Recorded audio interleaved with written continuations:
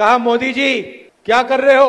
মার্কিন প্রেসিডেন্ট ট্রাম্পের সঙ্গে ফোন কলের পর পাকিস্তানের কাছে আত্মসমর্পণ করেন ভারতের প্রধানমন্ত্রী নরেন্দ্র মোদি। মঙ্গলবার মধ্যপ্রদেশের ভোপালে অনুষ্ঠিত কংগ্রেসের এক জনসভায় বিজেপিকে কটাক্ষ করেন কংগ্রেস নেতা রাহুল গান্ধী। এ সময় 1971 সালে ইন্দিরা গান্ধী মার্কিন হস্তক্ষেপ উপেক্ষার উদাহরণ টেনে পাকিস্তান ইস্যুতে যুক্তরাষ্ট্রের ফোন কলের কাছে বিজেপির নুয়ে পড়াকে দুর্বল শাসন বলে আখ্যা দেন তিনি। এমন মন্তব্যের জেরে রাহুলকে পাকিস্তানি প্রোপাগান্ডার নেতা আখ্যা দেয় বিজেপি নেতারা। পাকিস্তান নিজেই পরাজয়ের কথা স্বীকার করেছে দাবি করেন তারা। এছাড়া বিজেপি নেতা সম্বিত পাত্রের মতে প্রধানমন্ত্রীর বিরুদ্ধে অভিযোগ তুলে দেশকে অপমান করেছেন রাহুল। অপারেশন সিঁদুর ও দেশের সামরিক বাহিনীর সক্ষমতাকে খাটো করার অভিযোগ তোলা হয়।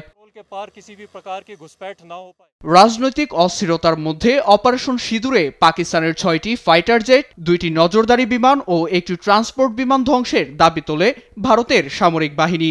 নতুন করে তথ্য সামনে আনায় তা নিয়ে দেশজুড়ে দেখা দিয়েছে বিভ্রান্তি। অন্যদিকে কূটকৌশলে তৎপরতা বাড়াচ্ছে পাকিস্তান। মঙ্গলবার ভারতের সঙ্গে দেন দরবার মিটিয়ে সিন্ধুর পানি বন্টন চুক্তি পুনর্বহাল করতে জাতিসংঘের শরণাপন্ন হয় দেশটি। অভিযোগ তোলা হয় ভারতীয় মুসলিমদের পাকিস্তানের বিপক্ষে দাঁড়া করানোর। নীরব দাস, নিউজ ডেস্ক, দেশ TV. As you say, until we